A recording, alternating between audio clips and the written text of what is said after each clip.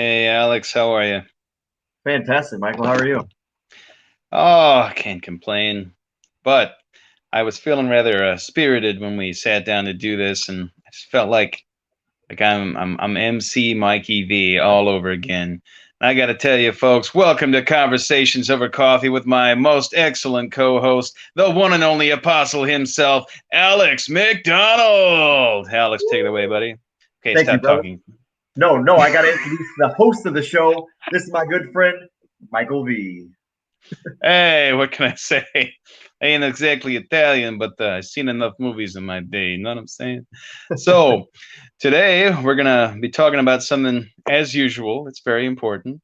But forgive me for getting a little enthusiastic about this one because, believe me, it's going to be a doozy. But before we get there, on a very serious note, we have two very special people in our lives who are going through some hard times, Amber and Joe. I'm sorry, Joe is going through some hard times as well, but three people, I'm sorry, I forgot.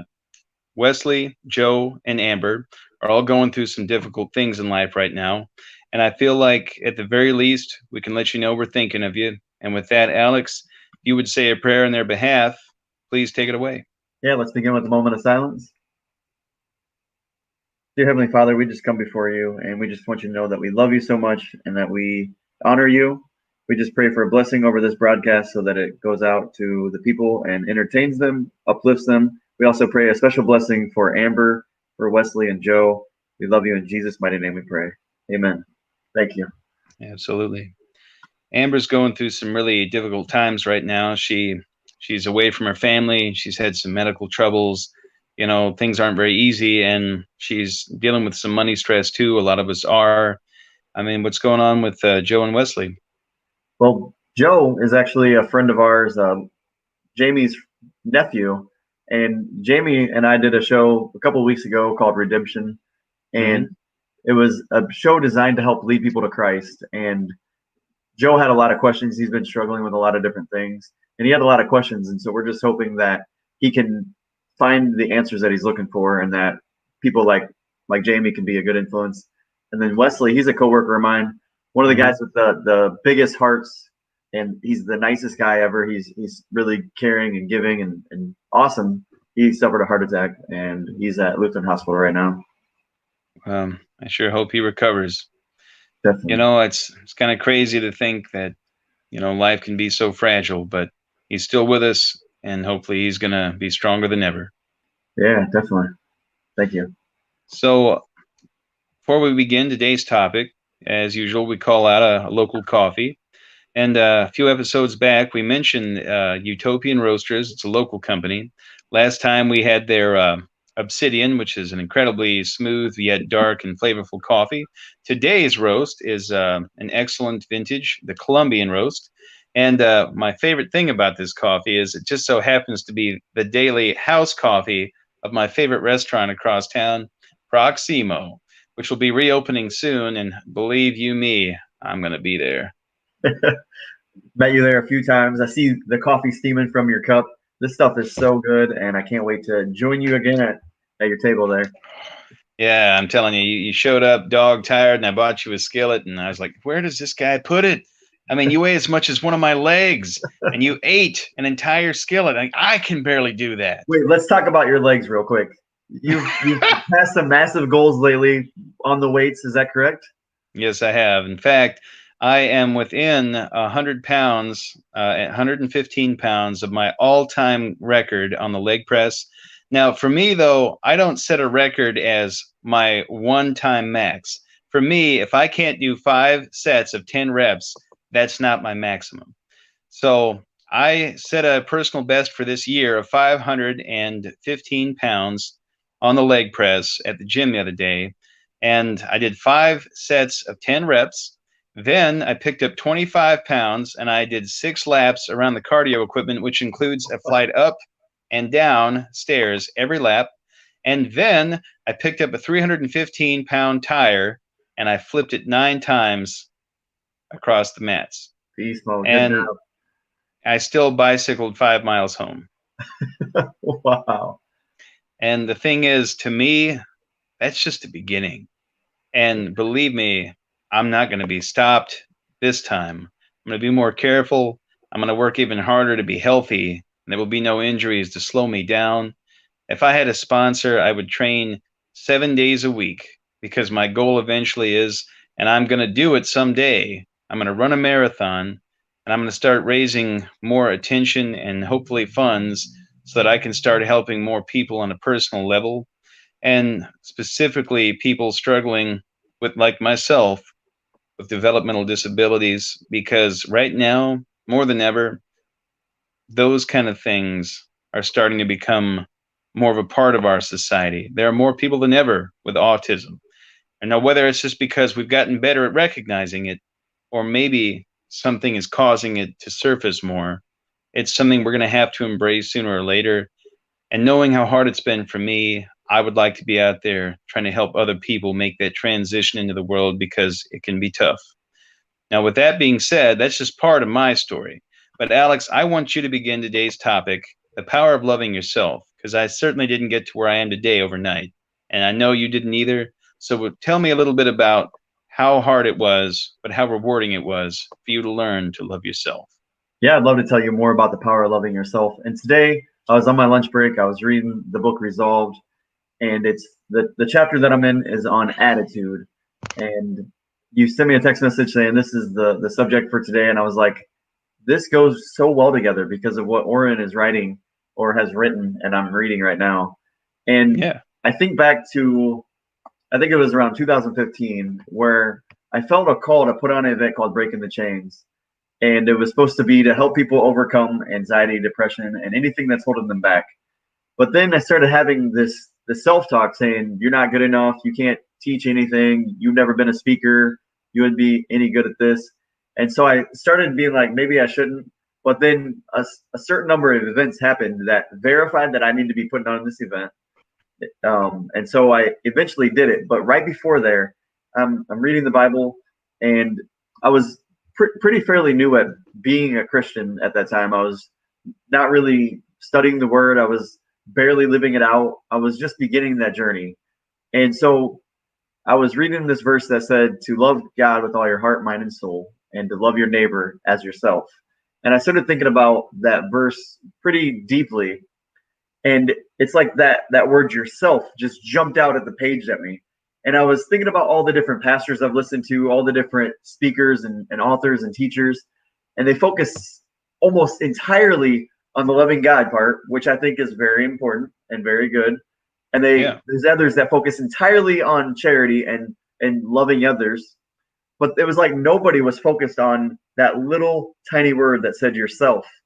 And it just kept jumping out at me. And so that verse and that revelation on those pages led me down to the journey of doing the event Breaking the Chains, and now I'm authoring a book based on that same principle, based on the same things I was learning then. And I've recently released the book Stand Taller, where you wrote the foreword, and some of those principles were in that. And the power of loving yourself is so important, because if you're not loving yourself, then you're an empty cup. And so let's think about this bottle right here. I can't really pour any of this into your cup because it's empty. But if I love myself and I fill my own cup, then I can pour into your cup. As they say, thy own self be true. And honestly, everything stems from that. If you don't love yourself, you're not appreciating the gift of life. You're not appreciating the love that other people try to give you. The most important thing you can ever do is look in the mirror and say, I can, I will, and I won't be stopped. That's right. And learning how to do that for yourself, you went through some tremendous hurdles and you came through with both feet firmly planted on the ground, didn't you? Yeah. So let's talk about some of the reasons why people don't love themselves. Some Sure. people may have the situation where a parent, a mother or a father, talks badly about them or talks badly around them. And so a lot of our self sabotage is from our inputs. And so our inputs include our parents, it could include our siblings, it could include our classmates, it could include things that we hear on television or watch on television, it could include the radio. And so think about it as weeds. Your mind is a garden, and if you allowed weeds to grow, then loving yourself can't grow. And so you have to constantly be pulling these weeds. And so the journey that I went down was I had a mother who wasn't present for various reasons. She was physically present and she did the best she could. She's an amazing Sure. mother and I love her, but she Hmm. wasn't able to be the support system that I needed on her own. And then I had a father who wasn't able to be there from the age of 6. And I heard her saying things about my father. And so 50% of me is my father because that's my DNA. And so I'm hearing these things like he's no good, which makes me think I'm no good. And then I go to school and I'm being bullied and I'm being treated poorly. And then I go home and my father's not there. My stepfather's really mean and like we're not getting along. And so I kind of just start to isolate myself. And then I start watching television all the time. I start indulging in things that I shouldn't be indulging in. And so when I'm doing these things that I shouldn't be doing, I'm telling myself you shouldn't be doing this, but it feels good. And so it's easy to no longer feel worth for yourself if what you're doing isn't adding value to yourself. And so I started learning from all these books back here through association with others and through listening to audios that you can control your attitude just like if you're own a garden, you can pull the weeds. And so I Yeah. started reframing my thoughts. And so instead of saying, you're no good, Alex, I would say things like, it ain't over till I win. I'm a champion. I can do this. And then I started putting Bible verses in there. I am fearfully and wonderfully made in his image. Or I can do all things through Christ who strengthens me. And so changing the inputs started changing everything that was happening inside. And then it started changing things on the outside. So you have to have private victories that lead to public victories that lead to eventually leadership. This I coffee's heard you so good. quoting. I heard you quoting Les Brown there. And part of your story reminded me of something he once said about a teacher he met by the name of Mr. Washington. And at the time, he believed in himself about as much as we did. And the teacher said, take a seat. He says, I can't, sir. I'm not a student here. He says, well, that's not a problem. Take a seat. You want to learn, don't you? And he says, okay. And he says, tell you what, write this down on the board. And he says, sir, I can't. He says, what do you mean? I'm educable, mentally retarded. And he says, don't ever say that about yourself again. Someone's opinion of you does not have to become your reality. And many years later, when he was a success, he met that same teacher and he said, I'm the one. It was me all along. He learned somehow through all his hardships that it all starts from within. And thinking about that, the labels, the insults, the imagery, sometimes the toxic habits that we develop to cope, I had them all. I grew up in a house where I had a very loving mother, but she was very troubled. And I have no doubt she meant well, but I do question sometimes what she was thinking. And there was some very abusive men in her life that left a lot of damage on my siblings and myself, and even my grandmother who was there for us. And if it wasn't for the strength that my grandmother showed us, I don't think I would have come through it, and I don't think I would be as strong as I am today, because it was not easy for her to watch her only child struggle in life, and knowing that all three of her grandkids were struggling as a result. But she got up every day, she went to work and helped where she could. And little did she know that just as important was all her hard work and sweat and tears, but the lessons that I learned about how to deal with life's problems. And it would take me many years. I mean, I was in my mid 20s before I started to think, instead of being ashamed that I can't be more, or like in some ways I wanted to be just like her, I just needed to understand that she thought I was worth it. She went to work every day in a hot factory, or froze in the wintertime loading semi trailers and doing whatever she had to do to keep her job going and, keep people organized. Like, I didn't even understand half of that until I was an adult. But Right. once I started to see just what she was really about and what she tried to do, She held a job because we all have to support ourselves, but she did the extra work and she took on so much more than she had to because we were worth it to her. And when I started to realize I'm not a shame, I'm not an embarrassment, I was worth it to the person I love most in all the world, someone who could have been tired enough to say, I can't do it, I'm tired. But never in my life did my grandmother say, I can't talk to you, I can't deal with you, I can't help you, I'm too tired. And when I realized that my grandmother worked 60 hours a week for over 30 years, the majority of her career, and still showed up to help get our house in order and help us put out our fires, I looked in the mirror one day and I realized it's not just that she was willing, it's not just that she was able, it's that she made the choice because we were worth it. And if I hadn't had that example to turn to, the decisions I made that kept me on the straight and narrow would never have happened because she was the only person I had enough faith in this world to look to and trust for guidance. Yeah. And it's only at the age of 31 and now 32 that I've even begun to be able to express to her how much those lessons took hold, how much I owe her to having been able to keep myself on a healthier path. Because growing up in a house full of addicts, alcoholics, abuse, addictions, you know, it's not what my mother meant to happen, but when that's all you've known, you're around physical abuse, sexual abuse, things that kids should never have to deal with. You know, my grandmother didn't know half this stuff was happening until it was too late.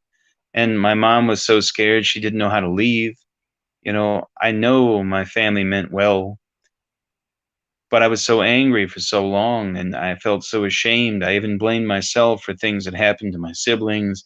I have a very vivid imagination, and it's difficult when you can't look at your own brother and say, I love you because you don't feel worthy. But he's been there for me like no one else.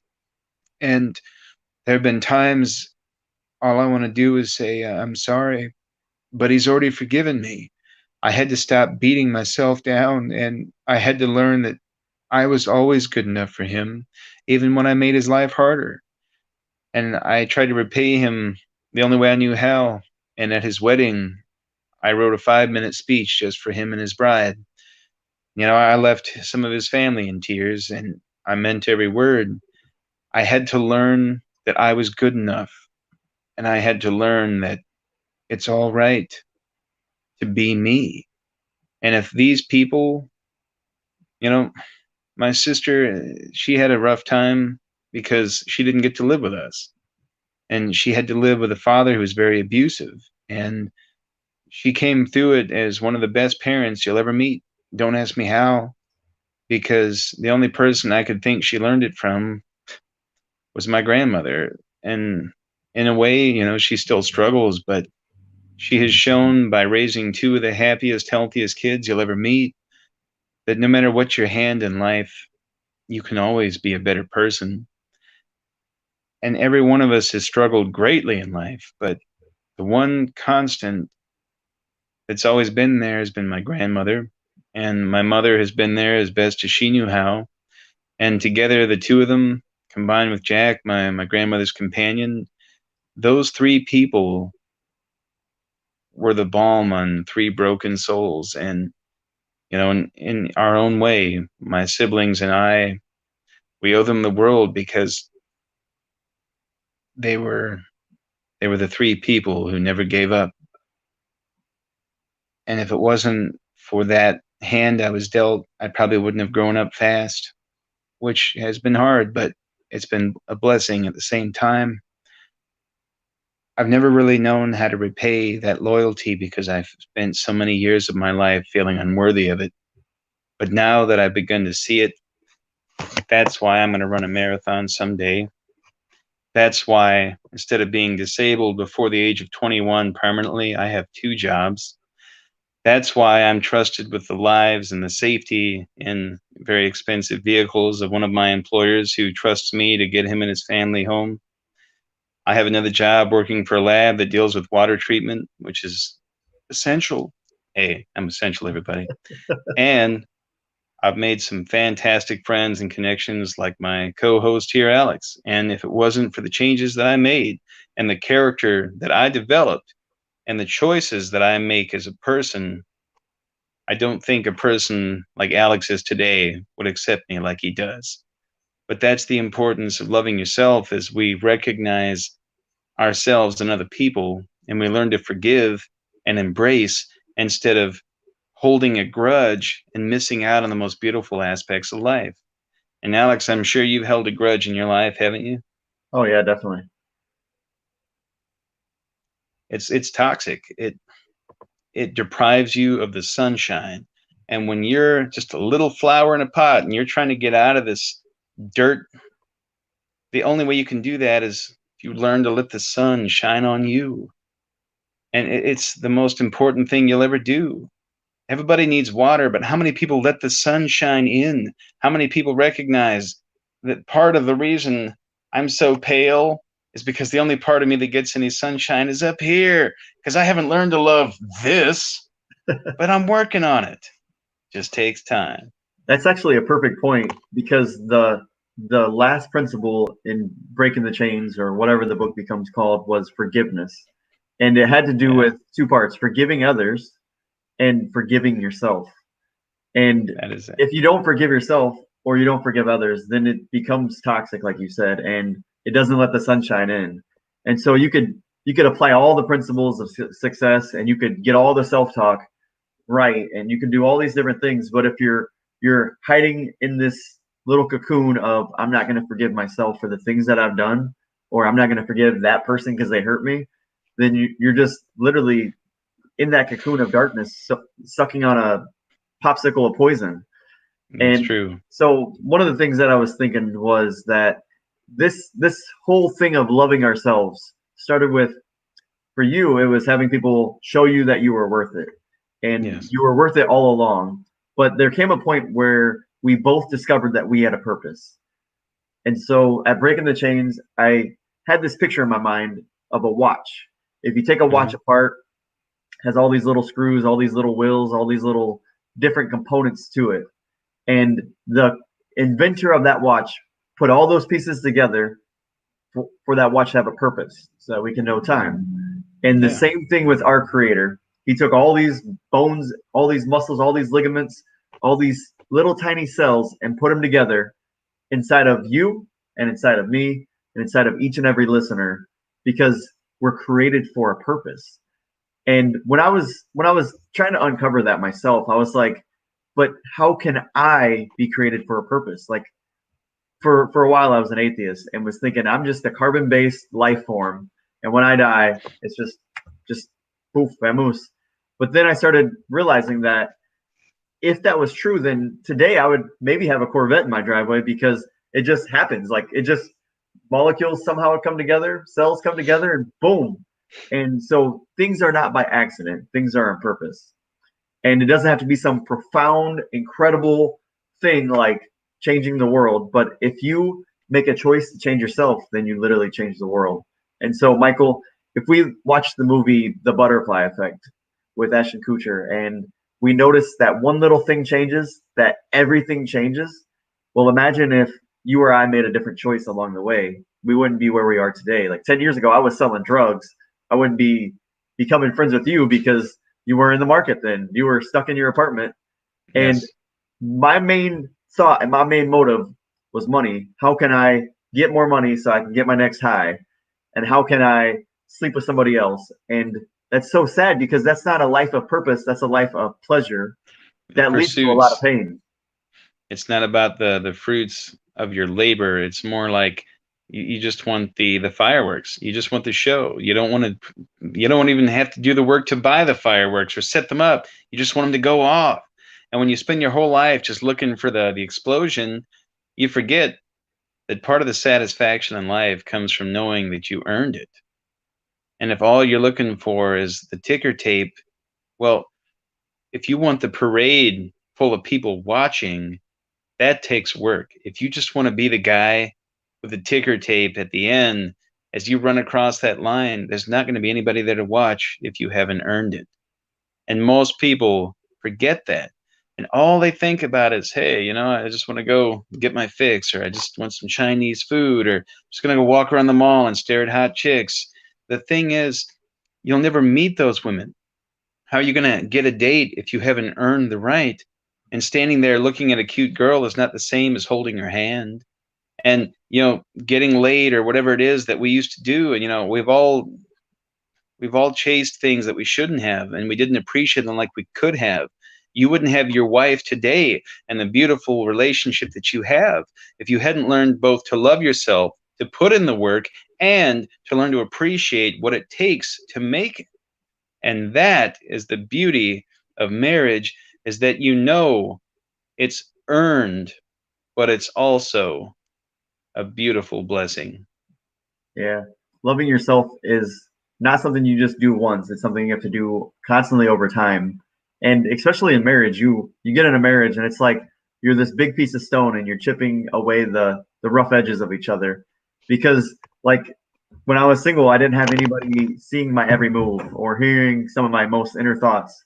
And so my wife has really helped me to recognize the times that I'm allowing weeds to grow and reminding me why I should love myself.